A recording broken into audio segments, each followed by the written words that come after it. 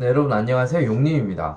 우리가 이제까지 배웠다시피 성경은 하나님이 인간과 소통하기 위해서 만든 미디어, 그것을 텍스트, 글자로 적어 놓은 것이죠.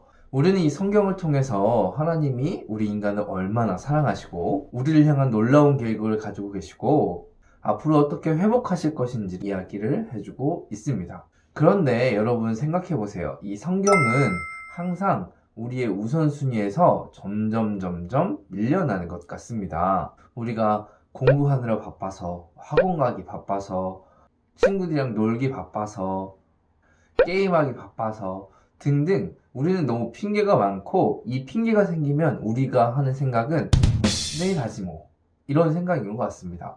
그래서 성경을 읽어야겠다고 생각은 하지만 그 성경을 직접 읽게 되기까지는 정말 쉽지 않은 것 같습니다.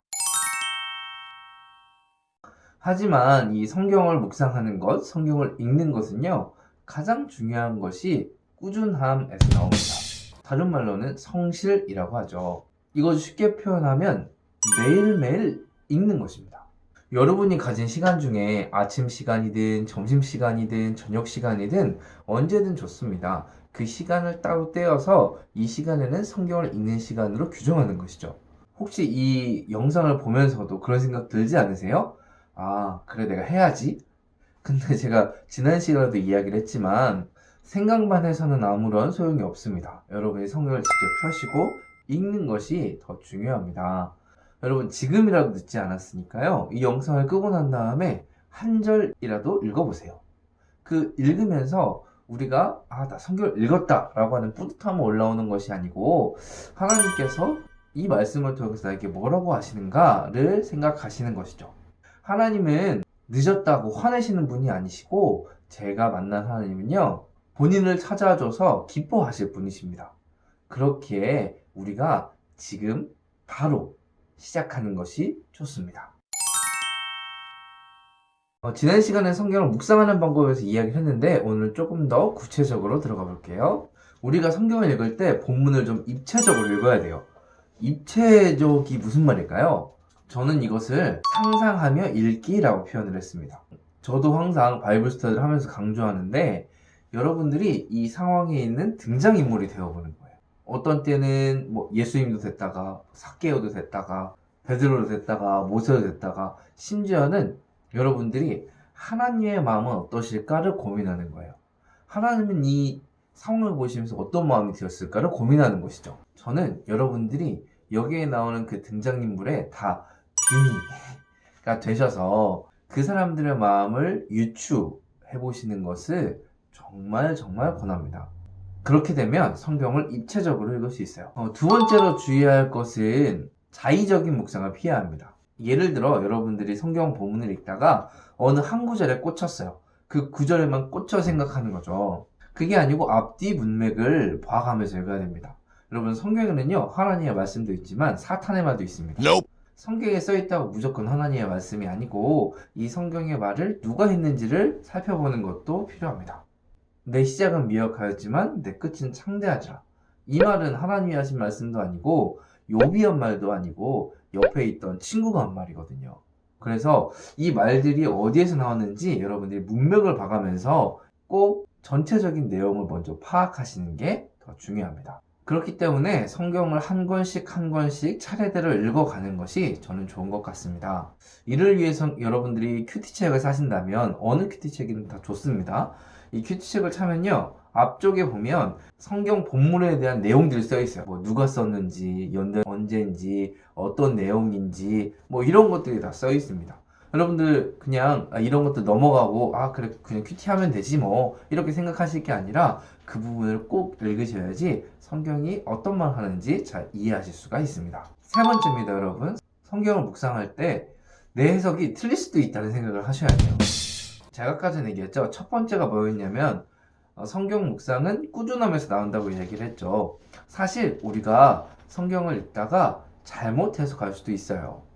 그래서 제가 뭐라고 얘기를 했죠? 인도자랑 함께 읽어가는 것이 중요하다 그랬죠. 인도자가 없이 혼자 성경을 큐티하다 보면 그냥 내 생각대로 내 마음대로 해석할 때가 있습니다.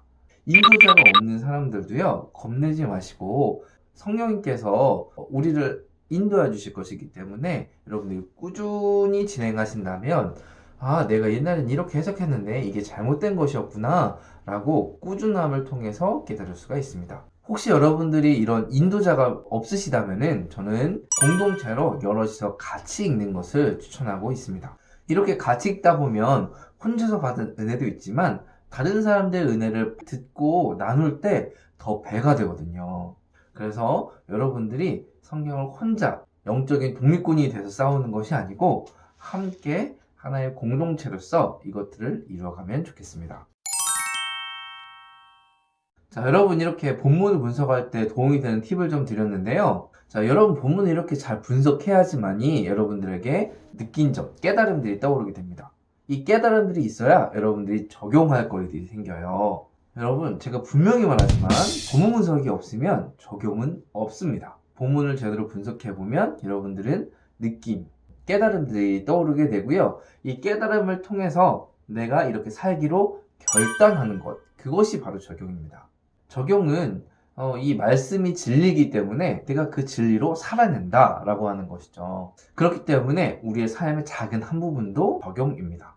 여러분의 생각이 바뀌는 것, 말이 바뀌는 것, 그리고 행동이 바뀌는 것 모두가 적용입니다. 그러니 너무 어려워하지 마시고 내가 할 수 있는 가장 작은 것부터 한번 적용해 보세요.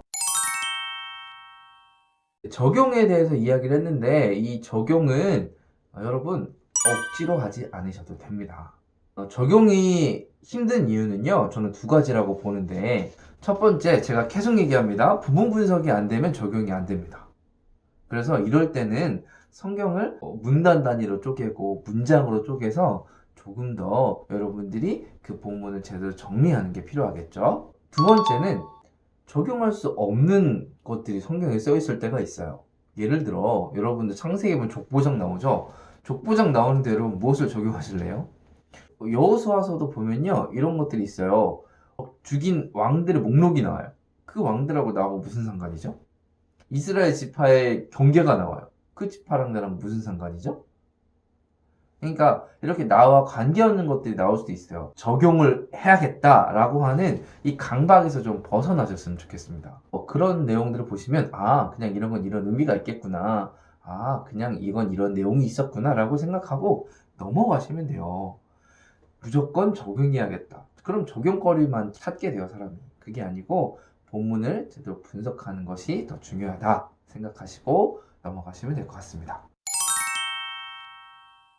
자, 오늘 한 내용들 다 정리해 보겠습니다. 여러분, 제가 계속 반복하는데 본문을 제대로 분석해야 우리가 적용할 수가 있습니다. 그러니 우리는 본문 분석을 제대로 해야겠죠. 이 본문 지난주에 어떻게 하기로 했죠? 소리를 내어서 천천히 여러 번 소리 내어서 읽어보는 것입니다. 그리고 나서 뭐 했죠? 육하 원칙에 따라서 정리해 보는 것이죠. 여러분, 또 우리가 적용에 대해서 얘기했습니다. 적용은 내 삶의 작은 변화예요.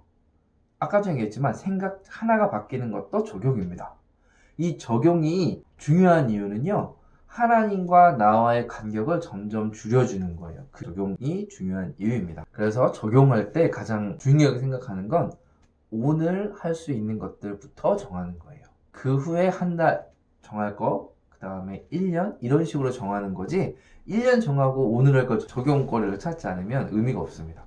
그래서 근래에 가장 빨리 바뀔 수 있는 것, 적용할 수 있는 것, 이것부터 찾아보시기를 추천합니다. 마지막으로 적용을 억지로 하지 않으셔도 됩니다. 적용할 거리가 없으면 그냥 넘어가시면 됩니다.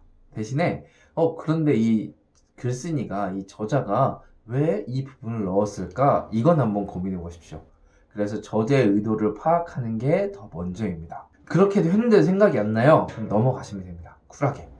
우리가 성경을 읽을 때 적용이라고 하는 것에 너무 매몰되어 있는 것 같습니다. 그게 아니고 하나님께서 우리에게 무슨 말씀을 주실까? 하나님의 마음은 어떠실까를 알아가는 것이 성경을 읽는 이유입니다.